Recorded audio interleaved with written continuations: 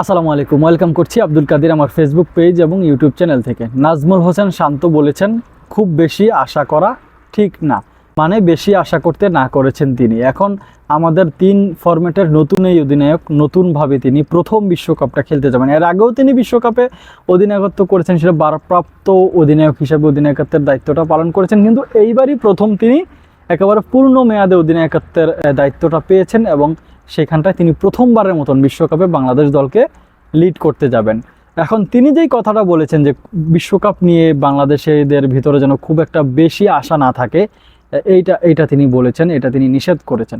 এটা দুইটা কারণ হতে পারে। এক নম্বর কারণ হচ্ছে হয়তো বাংলাদেশ দল দুর্বল দল টি-20-তে, অথবা বিশ্বকাপের পরিসংখ্যান যদি দেখেন সেটা কিন্তু সত্যি বাংলাদেশ কিন্তু বিশ্বকাপে দুর্বলই। বিশ্বকাপে খুব একটা আমাদের ওইরকম মানে বলার মতন কিছু নেই, ওইরকম পারফরমেন্স আমাদের নেই। আরেকটা হইতে পারে আমরা হয়তো ক্যাপাবল, মোটামুটি ভালো ক্রিকেট খেলছি বেশ কয়েকদিন ধরেই, তো আমাদের ওই যে এক্সপেকটেশনটা যদি বেশি থাকে, ওই যে আশাটা যদি বেশি থাকে, হয়তোবা সেটা হিতে বিপরীত হইতে পারে। এখন নাজমুল শান্তর সেই চিন্তাভাবনা থেকে যদি তিনি কথাগুলো বলে থাকেন তবে ঠিক আছে। এখন আমাদের পাপন সাহেব, যাকে নিয়ে খুব আলোচনা হয়, তিনি খুব ইন্টারভিউতে বেশি কথা বলেন, তিনি গত বিশ্বকাপে কিন্তু একটা কথা বলেছেন, ভুলে গেলে চলবে না। তিনি বলেছেন যে হয়তোবা আমাদের পরের বিশ্বকাপেই আমাদের প্ল্যানিংটা, এই বিশ্বকাপ তো গেছে, তো এখন পরের বিশ্বকাপ মানে এই বিশ্বকাপে এসে আবার আমাদের দলের অধিনায়ক যখন বলেন এই বিশ্বকাপকে নিয়েও যেন আমরা খুব বেশি একটা আশা না করি, তখন তো কথাবার্তা উঠে বা কথাবার্তা বলা উচিত। দেখেন আমাদের টি-20 দলের যে অবস্থা এই মুহূর্তে, ওপেনাররা খুব একটা ভালো করতে পারছে না, তাসকিন আহমেদ আগের মতন সেরকম পারফরমেন্স তিনি করতে পারছেন। হ্যাঁ, আমরা ম্যাচ জিতে যাচ্ছি, কিন্তু কনসিস্টেন্সি পারফরমেন্স কিন্তু করতে পারছি না।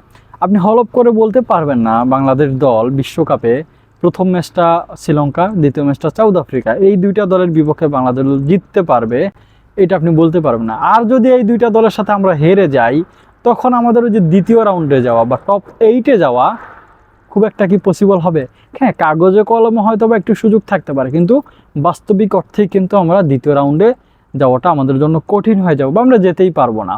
তো ওই চিন্তা ভাবনা থেকেও হয়তো নাজমুল শান্ত এই কথা বলতে পারেন। তবে হ্যাঁ, শান্ত যে কথা বলেছেন বাস্তবিক অর্থে তিনি সঠিক কথা বলেছেন, কিন্তু পাবলিকালি একটা দেশের ক্রিকেট বোর্ডের অধীনস্থ হয়ে আপনি ক্রিকেট খেলতে যাবেন, বিশ্বকাপ খেলতে যাবেন, সেখানটায় আপনার দেশের মানুষকে আপনি খুব একটা আশা করতে নিষেধ করবেন, এটা সমালোচনা হওয়ার যোগ্য, এটা সমালোচনা হতেই পারে। নাজমুল শান্তর একটা কথা আমার খুব ভালো লেগেছে, সেটা হলো ক্রিকেটাররা 120% বা 120%-এর মতন তারা চেষ্টা করবেন। তার মানে ক্রিকেটাররা আপনার শতভাগ, যে আমরা বলি যে শতভাগ দেওয়ার চেষ্টা করে, কিন্তু তিনি বলছেন যে 120 ভাগ চেষ্টাটা তারা করবেন। এটা অবশ্যই করা উচিত, কারণ দেশের হয়ে খেলতে যাওয়া অবশ্যই একটা গৌরবের বিষয়। এখন পাপন সাহেবের কথা ছিল 22 সালে যে আমরা 24 সালের বিশ্বকাপে আমাদের পরিকল্পনা, আবার 24 সালে এসে যখন অধিনায়ক বলেন এই বিশ্বকাপ নিয়ে আপনারা খুব একটা আশা করবেন না, এক্সপেকটেশন রাখবেন না, তখন সমালোচনার যোগ্য। তবে আমার কাছে ব্যক্তিগতভাবে মনে হয় আমরা যদি শ্রীলঙ্কা এবং সাউথ আফ্রিকার বিরুদ্ধে যে কোনো একটা ম্যাচও জিততে পারি, অন্তত সুপার 8-এ যাওয়ার একটা সুবর্ণ সুযোগ কিন্তু আমাদের থাকবে। এখন এই আশাটুকু কিন্তু বাংলাদেশের মানুষ অবশ্যই করতে পারে, কারণ এই দেশের ক্রিকেট বাংলাদেশের মানুষের সাথে মিশে গেছে। এই দেশের ক্রিকেট নিয়ে বাংলাদেশের মানুষের যে উন্মাদনা, সেটা নাজমুল শান্তদের এই কথায় দমে যাওয়ার মতন নয়।